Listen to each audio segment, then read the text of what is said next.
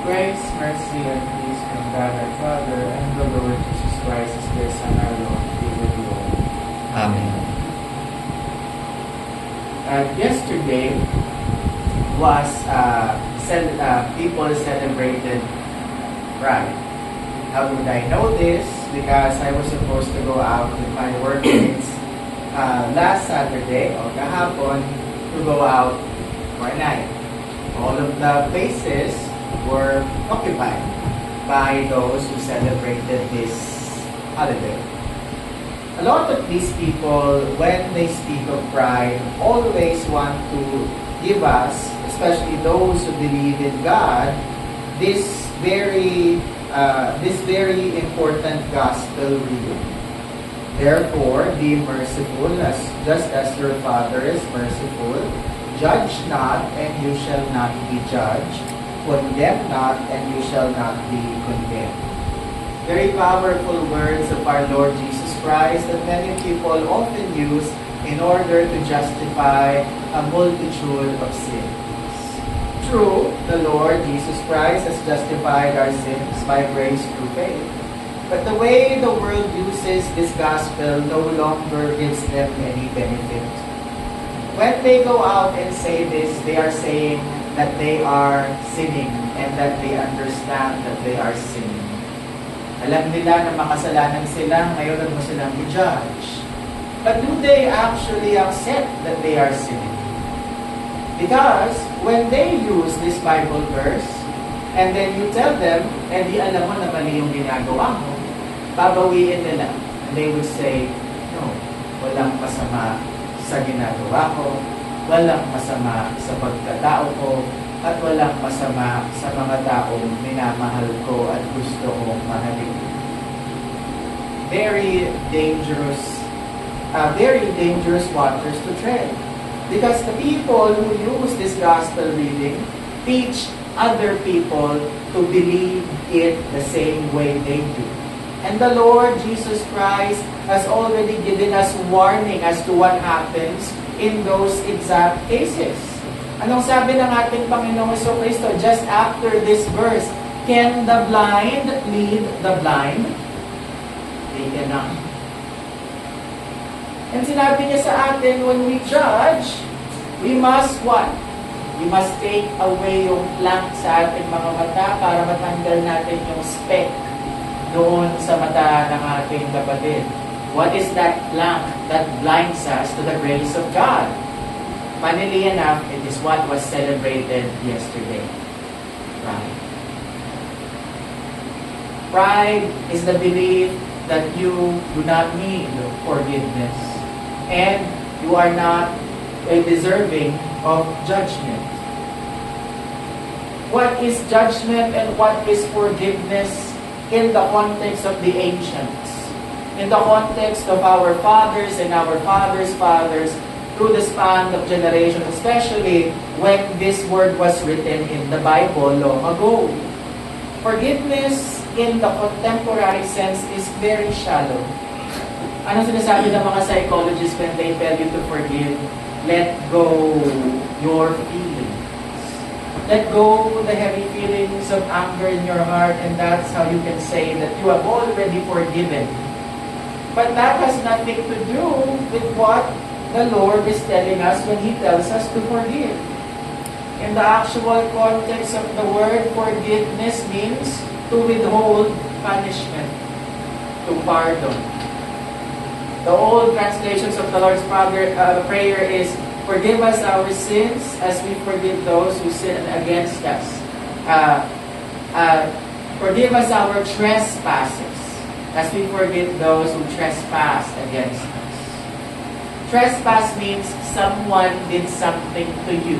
May utang sila sa iyo. Forgive us our debts as we forgive those who have debts against us. Debt does not only refer to money or possessions. That means nalapastangan ka. May ginawang masama sa'yo. May karapatang kang gumante, pero hindi mo ginamit yung karapatan mong gumante.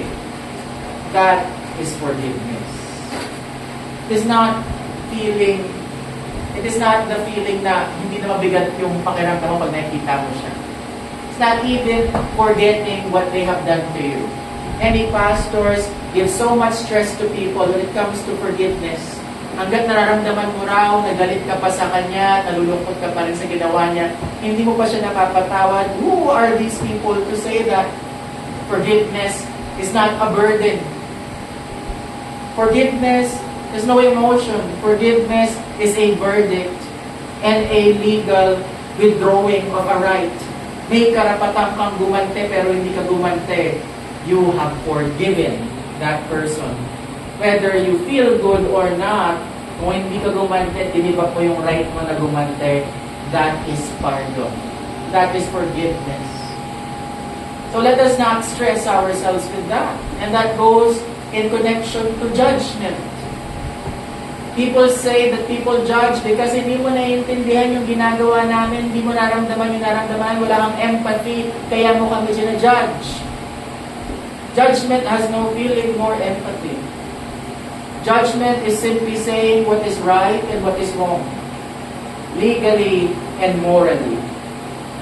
When Christ told us to judge not, He is saying, do not judge not knowing what you are judging. Ginagawa mo din, wala ka namang alam, nagja-judge ka. And who are the people who do this? Those who deem themselves higher than us. Those who deem themselves more morally contemporary than us. Hindi natin naiintindihan yung mga pronouns nila. Hindi natin naiintindihan yung lifestyle nila, yung pinalakihan nila, yung traumas nila. Judgment has nothing to do with your experiences. Judgment has nothing to do with your feelings, with your mental state, with your anxiety. Because judgment only sees two things, what is right and what is wrong. How do we know if something is right and what is wrong? When we are ashamed to do something. Why are these people still ashamed? Is it because they are ostracized? No. Why do they want to normalize something if it is normal? And the reason why this is springing up is because the church lacks judgment, not on them, because nasusobrahan na sa kanila napupunta ang judgment, but on the other people of the church that people ignore and not judge. Kailan kayo nakarinig sa simbahan na ginajudge yung mga tatay na ng babae, yung mga tatay na iniwan yung mga anak nila, yung mga nanay na naging single mom? Why are priests and pastors judging these people? Nag-focus na, may pride month ngayon. Ay, mali yung ginagawa nila. And so these people become marginalized. They think na yung sin lang nila yung special and other sins are not. And that's why they rise up. Their pride gets hurt and they want to pull it out. Huwag daw bulihin yung mga single mom na masama yung mga decisions. Kasi mahirap yung pinagdadaanan nila, kaya kailangan nilang gawin yung napakaraming kasalanan na yun. Huwag daw bulihin yung mga tatay na iniwan yung mga anak nila tapos ng babae dahil para raw bumalik sa simbahan. And yet you do it to the others, or those who you deem, hindi kasi weird. Just because of that. Yun. So, ano yung nangyayari? If we judge all. And we judge without discrimination because again, judgment has no feeling. What they do is evil. Pride month. They glorify sin. And what fathers who leave their children is more evil. And we have to give that distinction. We have to drill that in the people of the congregation.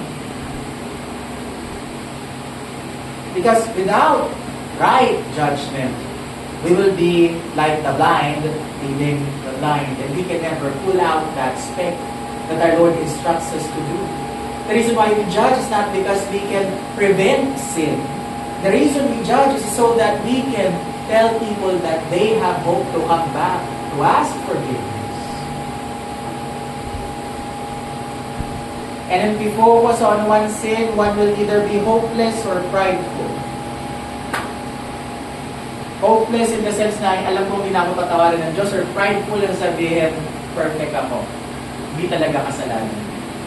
So there has to be the right dispensation of law and gospel.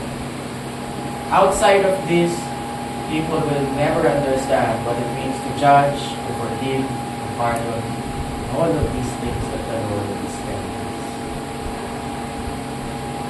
And so, in this, we remember that all have sinned and fallen short in the glory of God. But that doesn't mean that it stops there.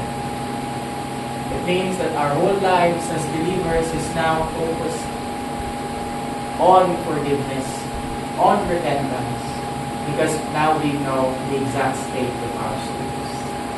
So we come continually to His Word and to His sacraments. And that shall we do continually for the rest of our lives. In the name of the Father, and of the Son, and of the